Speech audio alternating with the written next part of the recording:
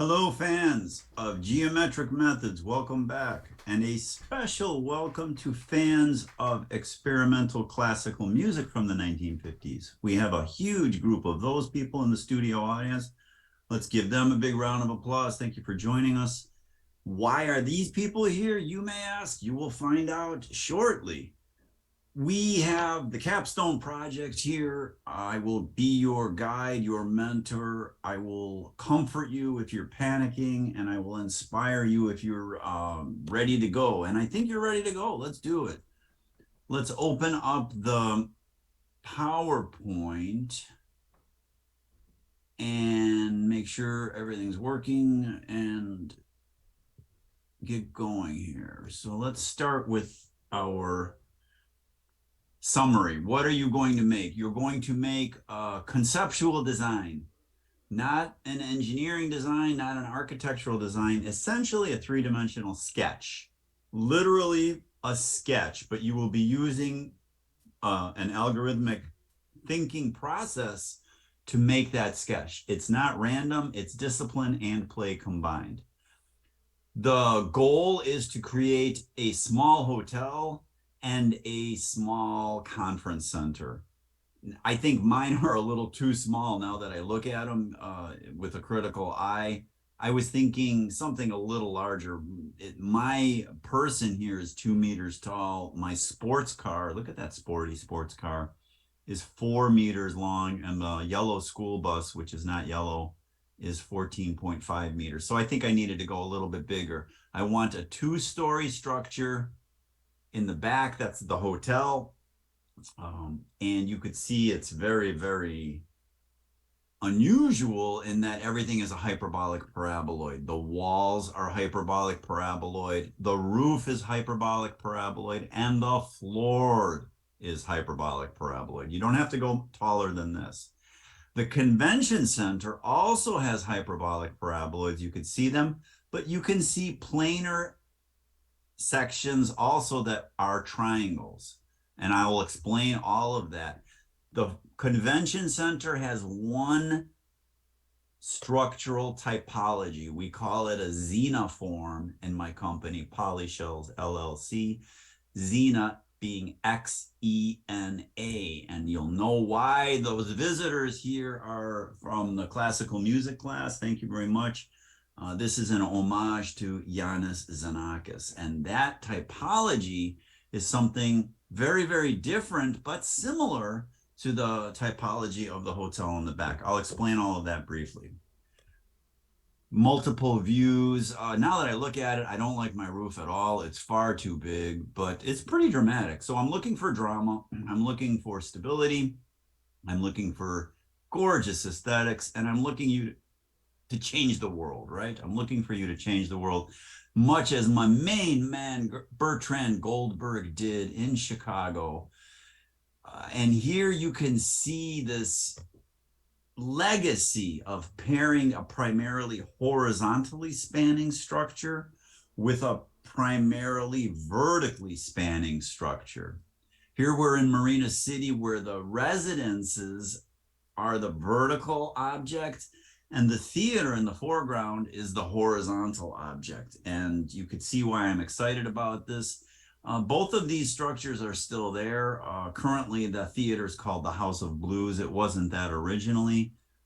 But look at the parking deck. Look at the parking deck.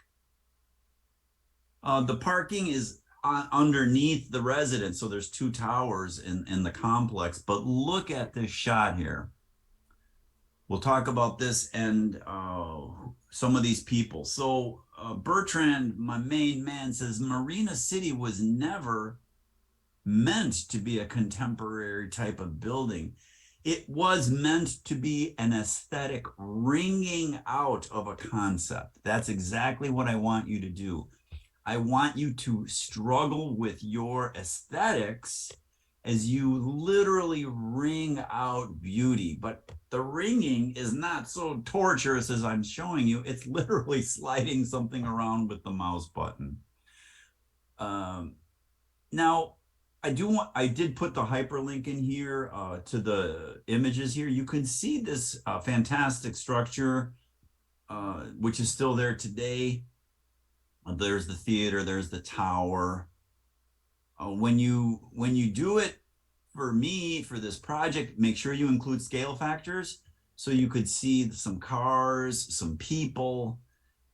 Be careful with trees. Trees are of wildly different sizes, unless it's something that is intuitive, like maybe a maple tree. Roughly, we know what a maple tree looks like.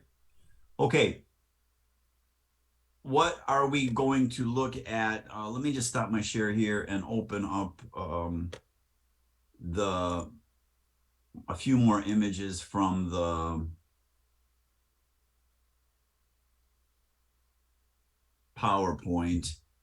Uh, the project was engineered by Hans Carl Bandel, not well known at all in the history of structures, but you have to see the parking garage first of all. This is the parking garage. Look at this space. Isn't this incredible? Scale factors, again, are absolutely critical in any representation of any spatial structure, absolutely required. But look at the space created by Hans Carl. And then the models. Look at this model, and then look at the models looking at the models. So everything is a scale factor. Now here, can you see the trees? Can you see the trees? And there's a little car on the street here. Now your structure is not going to be this big, but look at these people gasping with delight at what they see in 1961 or so, right? So this was cutting edge. This was the era of Ioannis Xenakis. This is the era of Bertrand Goldberg and my main man, Hans Carl Bandel also. Okay, what are the rules? Really, discipline and play requires some rules. Otherwise, it's chaos. You must have at least 5 floating nodes in your convention center. You can have more, but you can not have less. If you have 5 floating nodes, they must be unconditionally stabilized by struts in the way that we do in this class. So, but let's let the music historians in the room answer this question. If you have 5 floating nodes, how many struts will we need? All the musicians in the room, please. Thank you. Let's give them a round of applause. That was very good. 15, 3 struts per node, 3 independent, non-coplanar struts. That's the only rule.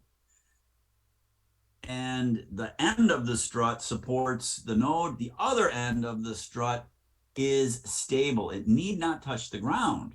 So what I want is rule number 3. Of those 5 nodes, at least 1 needs to be supported by 3 struts which do not touch the ground. They touch other stable nodes. It's as good as ground, but it's not ground. So I don't want 15 struts going down to the ground. You can have 12 going down to the ground if you want, but 3 cannot. There will be hyperbolic paraboloids in your form. Absolutely. That's the whole point of this exercise.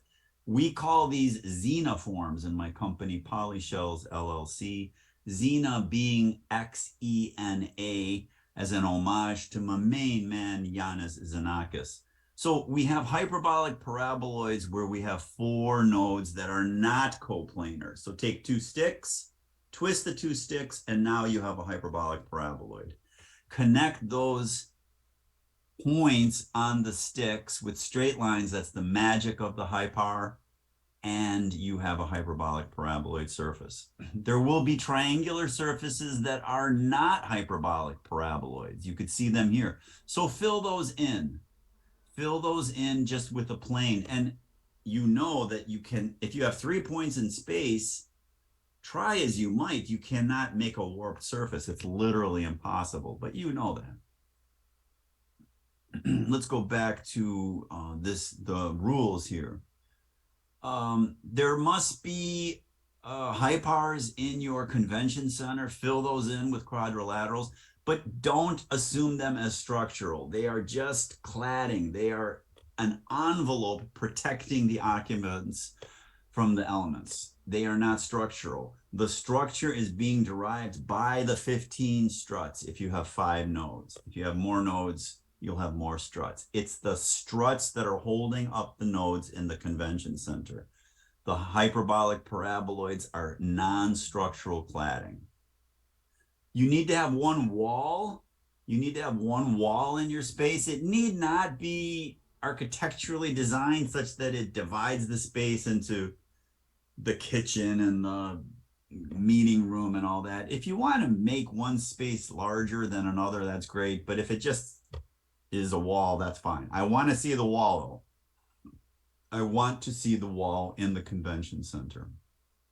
Okay, so that's about it for the convention center. Other than make sure the entrance is visible or at least hinted at. The hotel is 2 stories tall. Mine is more like a little hostel here. It's not really a hotel. The walls are hyperbolic paraboloids. The roof is a hyperbolic paraboloid. It may be a triangle, but I think it should be a hyperbolic paraboloid. The floor is a hyperbolic paraboloid. Yes. And we pretend that these are all structural now. So notice I do not have diagonals in here. I literally have 8 floating nodes connected by sticks. That would be unstable for us in this course, but we're pretending that all of the hyperbolic paraboloids are structural. And then there's a rule in there about the floor, but I think you'll see it when we get to the GeoGebra model. Make the floor reasonably level. It can't be perfectly level, otherwise it wouldn't be a warped surface.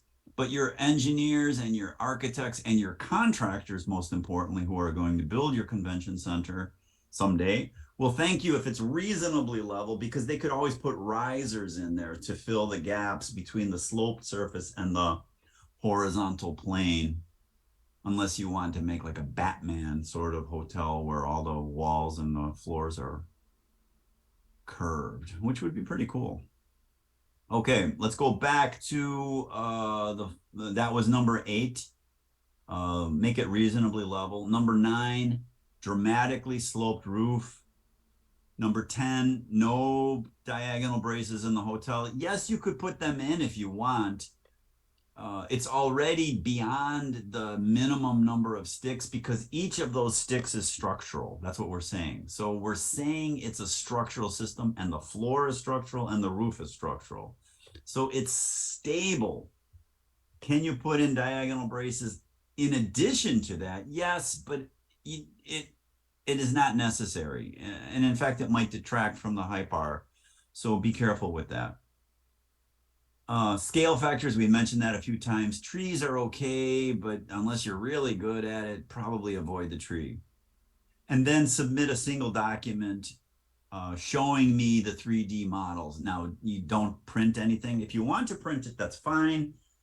Give this as a gift to your loved ones. That would be a tremendous gift. But the images are critical. And then the last bullet, you must end with a statement. And think of yourself as the artist here providing a conceptual design, not a fleshed out engineering design, not a fleshed out architectural design, just a 3D sketch. But what challenges were left unmet? What was extremely satisfying and you can consider to be a victory? There should be both of those, right? What worked well, what didn't work well, what surprised you? There should be so many surprises here. And most importantly, what did you learn from the experience? That's really what it's about. It's not about impressing your friends and neighbors, although that's always fun. It's really about learning. It's really about learning about your own capabilities, learning about some of the heroes that I'm all excited about, and learning about the future. Why aren't we building like this today, right? Why was that 1961 and not today? Okay, so here are the images in the PowerPoint. It's really, that's it. You're about halfway done. So all you have to do is make a few points, and I'll show you how to do this, but always in an algorithmic manner, and I'll explain what I mean by that. So let me open up GeoGebra now, and I'll share my screen, and let's just jump into it, and you could walk along with me here. So the first thing to do is to put down some sliders. I'm going to increase my font size so you could see it. Let's put down a slider or two, and let's just call it rad A. And let's go from 0 to maybe 100. It doesn't really matter. These are meters. And then immediately I want to go to the 3D. I want to go to the 3D window here. And why do I want to do that? I want to drop down a few points. So point A, point B, point C, and point D. Now, if these are meters, this is way too small. So zoom out. I'm just rolling the mouse wheel. Get this thing to be a little bigger. There's C. There's D. You know, something. And it really doesn't matter where you put these. It's going to be play. When you're moving these, make sure that the arrows are showing as horizontal. I'm using Classic 5 on my laptop. The online version is actually slightly better. And then a sphere, center and radius. Obviously, the radius associated with point A should be rad A. And that's what I mean by algorithmic thinking. Okay, that's what I mean by algorithmic thinking. Now, you can dock this window down here, but the problem with that is that you need to make sure that you get your radii to show up. It's a little tricky. You don't have to do it this way if you don't want to, but I will just so you could see what I'm driving at. Okay, so now point A is on the surface of the ground and radius A envelops point A. That's it. We're almost done with your capstone project. In the graphics, when the sliders have to be in the 2D window. That's why I tucked it in here. Rad B, we said 0 to 100, I think, and that number doesn't matter. Let's put the other ones in here. Let's just put rad C and rad D in there. Rad C, 0 to 100. And of course, if you're doing this in Grasshopper, I'm sure your wheels are spinning. It's pretty quick in Grasshopper. Rad D.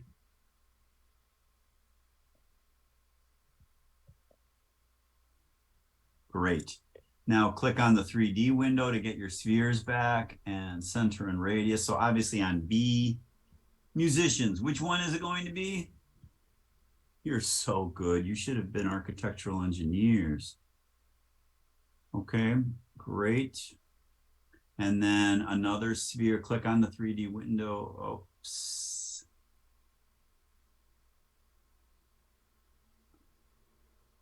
When you're redocking the windows, just pause a little bit and it'll kind of outline where you want it to go. Sphere, center, and point. Oops, that's sphere, center, and point. Sphere, center, and radius.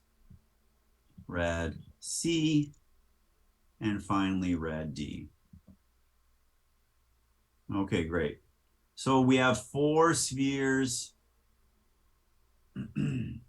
They are not really positioned in a super meaningful manner yet, but we are literally 3/4 of the way done with our project now. The next step in the Xena form, registered trademark patented by Polyshells LLC, is to put a point on each sphere. A point that is glued to each sphere. Now you may say, I don't want to do that. And the answer is you don't absolutely have to do that. The points are going to be in space, but this is a really, really efficient and elegant way of controlling where those points are in space. If you can come up with a more efficient and more elegant way of controlling where the next 4 points in space are, go for it. I applaud you. And I want to hear what your idea is, and then I will steal that idea from you. But until then, use my idea. So you're going to drop a point on sphere A. And I don't want to call it E. I want to call it A prime. Do you have to rename it as A prime? Yes, you do. Rename A prime. So now A prime is glued to that sphere. I cannot move A prime off of that sphere, even if I wanted to. And that sphere is called, let me organize my objects by object type. What is that sphere called? Sphere A. In fact, you could rename it, but it's A, B, C, and D. So it's really nice. That's sphere A, that's sphere B. That's what I mean by algorithmic thinking. Okay, let's make sphere B a little bit bigger. We're going to put a point on it.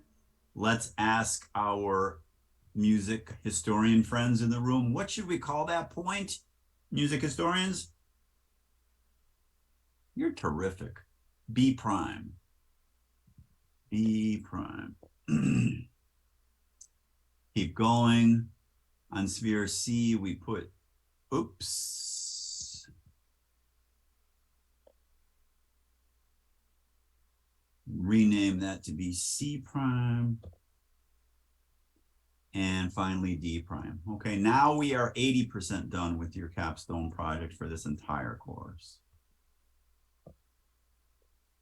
You think I'm joking. I'm not joking. I never joke. I'm going to hide the axes and hide the plane and actually I'm going to hide the spheres too. We're almost done. If this was the convention center, you're 90% done. If this was the hotel, you're 90% done. For the convention center, which is the xenoform, we need to go a little bit more. But let me draw the hypar first using segments, and I'm going to go just connect the prime the prime dots. A prime to B prime to C prime to D prime back to A prime. Now you can see it looks planar, but it's not planar. It's not planar. It is a hyperbolic paraboloid. That is a non-planar surface. Now the work begins in the xenoform, in the convention center, because you must stabilize these points. You do not have to do this for the hotel. You could just make the next level by creating another sphere around A prime and call that rad A prime and put another dot on there, and now you're building up to the roof. That's all you have to do for the convention center. But let's stabilize this now. Let me change the color of the sticks going down to the ground. I think it's reasonable to put 4 sticks going down to the ground. Now, it's not stable. It's not stable. It would collapse. It would accordion. It would fold into itself. Remember the A, B, C, and D, those are on the ground. Those are on the ground. If you're going to move it, make sure that it's this icon, not the other icon, the up and down. You don't want it to leave the ground. Okay, so now what do? Now you could do anything you want based on the previous etudes of spatial structures. You must stabilize these points with sticks. How you do it is completely up to you. So I'll give you a couple of examples. I'm going to make a new stick and I'll draw it green. You could do this to stabilize point A. That's legal. There's nothing wrong with it. To stabilize A prime, excuse me. Nothing wrong with that at all, except that's a pretty long stick. This is 35 meters. So this is like, 70 meters. And those sticks are very expensive at Home Depot. They're in aisle 57. The 70-meter sticks are down there. Get a couple of trucks. Good luck. So I'm not super excited about that. What else could you do? You could do anything you want. Literally, you could do anything you want. One example is you could put another point anywhere and say, those are my braces now, right? Let me put another point down on this side and say, those are my braces.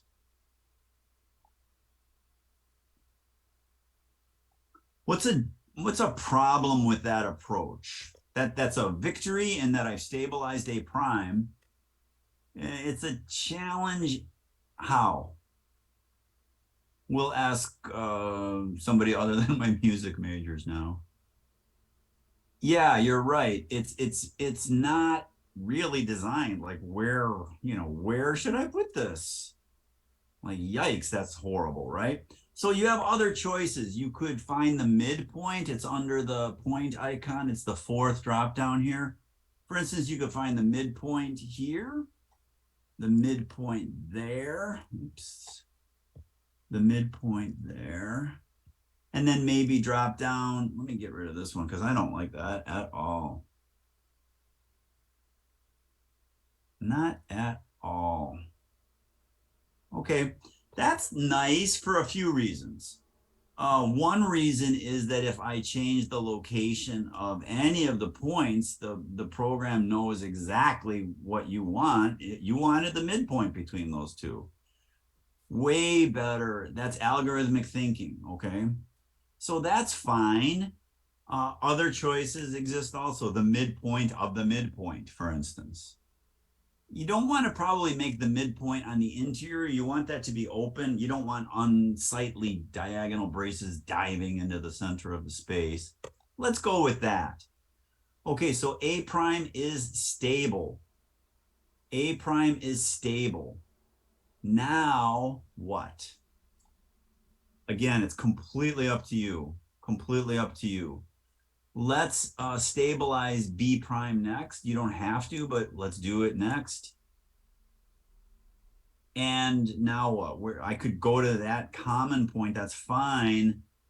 Maybe let's try another trick. There's infinite number of tricks at this point. Anything goes. Literally anything goes.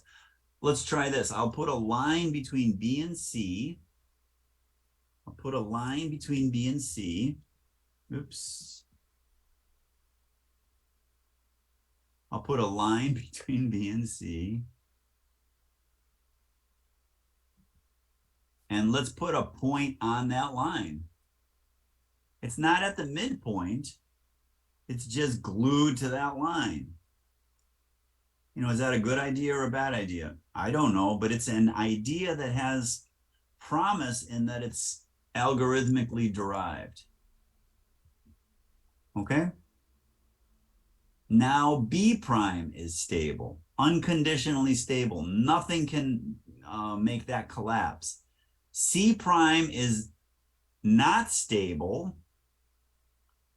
And you may say, well, wait, it's got 3 sticks to it. 1, 2, 3. And the answer is yes, it does. But those 3 sticks are not ended at stable points. So C to C prime, perfect.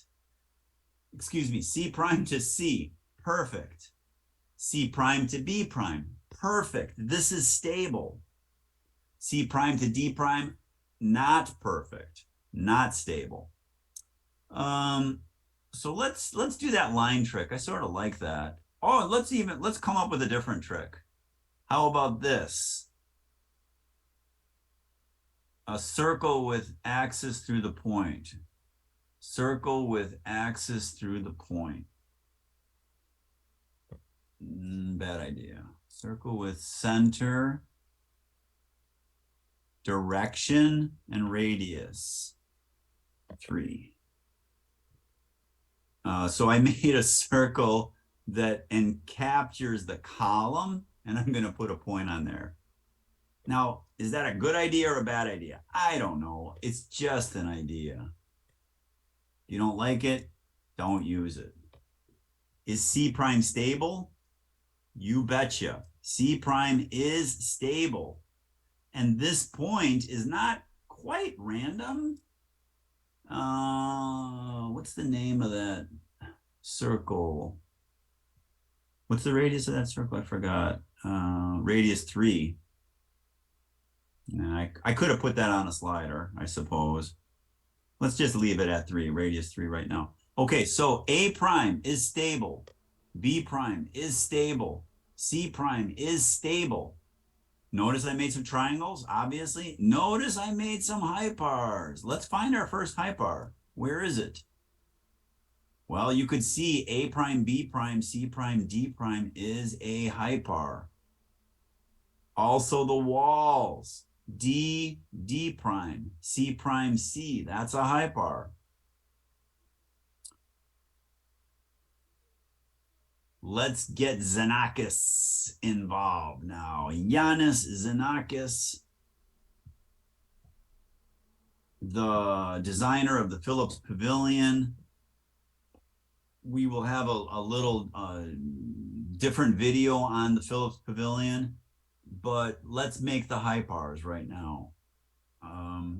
How do I do that? There's a lot of different ways. I think the easiest way is literally just to make these midpoints. So I'm going to change the color so you'll see it. A midpoint, let's go this way. It doesn't really matter.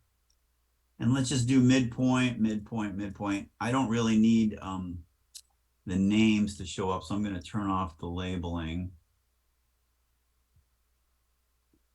All right, midpoint, midpoint, midpoint. So I'm going to make a hyperbolic paraboloid on that wall. And let's use orange for my segments here so we see it. And I'm literally just connecting the dots. Literally connecting the dots. I'm going to hide the circle, hide the line.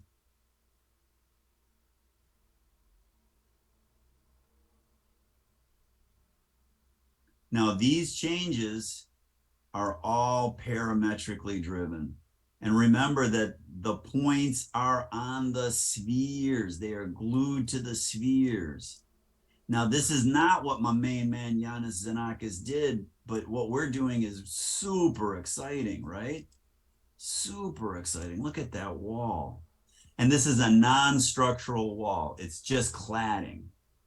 Could I have made the hypar going the other direction? Yes, I could have. In fact, let's do it. It's not hard at all. Let's just get the midpoints again, the midpoints, and let's use orange for that.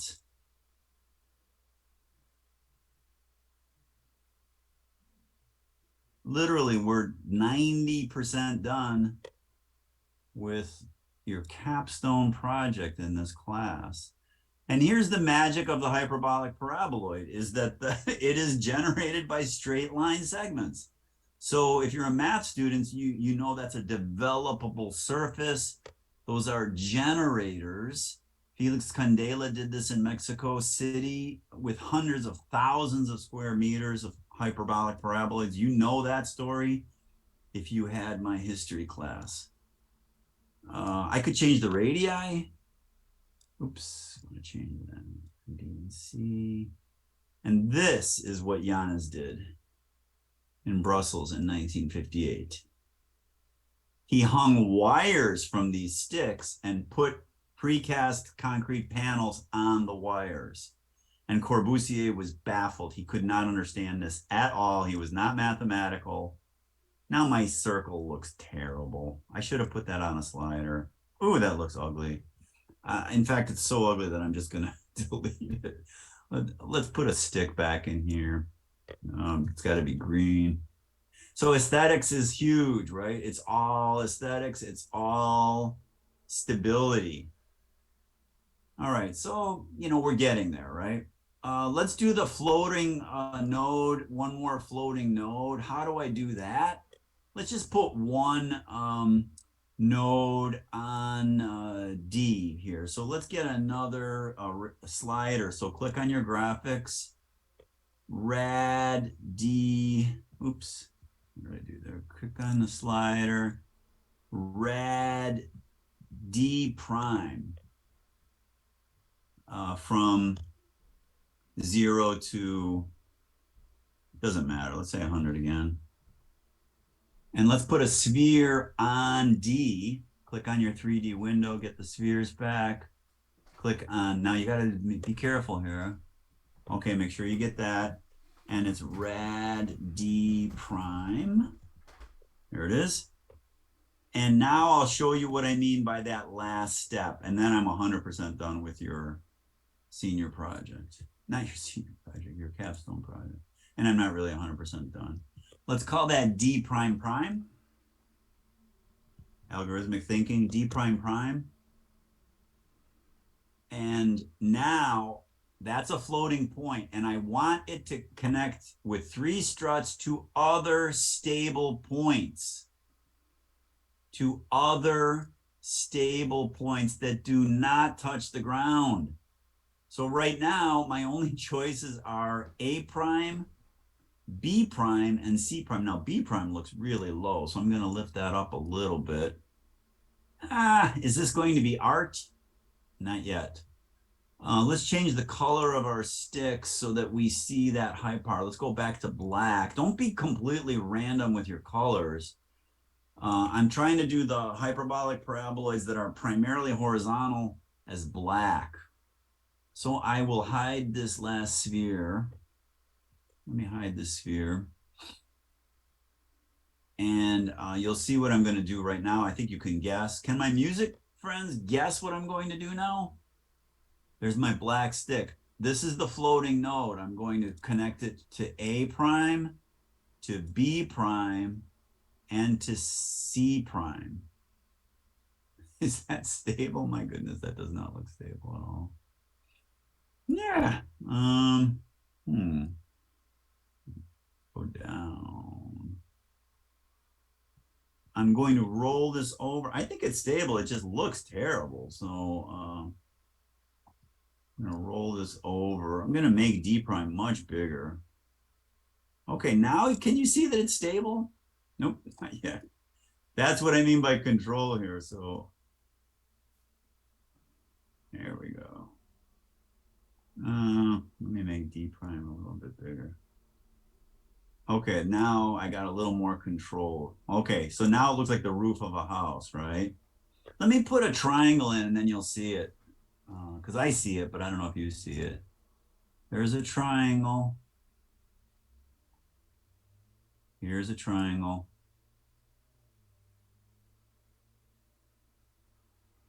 And, there's a quad.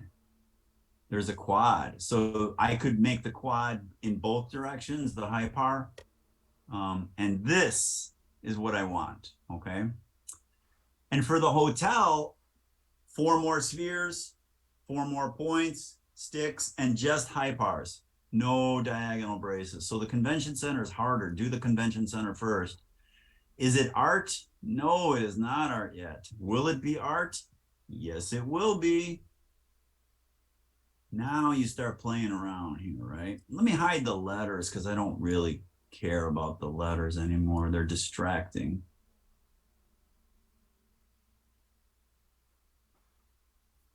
And eventually we'll hide the points. We don't need all of the points on the high part, for instance. So now you start playing with things. Literally, this is the play part of discipline and play. And you do need your scale factors in here. Otherwise, you're just goofing around, right? You don't know what you're doing. Okay. So a wall in the convention center, like for instance, you just pick a wall that looks good. Most of it is exterior cladding. There's a bunch of triangles. You could see triangles all over the place. And there's a few hyperbolic paraboloids. The hyperbolic paraboloids are not structural in this one. They are in the hotel. So in the hotel, no diagonals, just 4 spheres, 4 points, 4 more spheres, connect the dots, make hyperbolic paraboloids, and you're done. All right, let's stop that share. Let's go back to the PowerPoint and close out the show.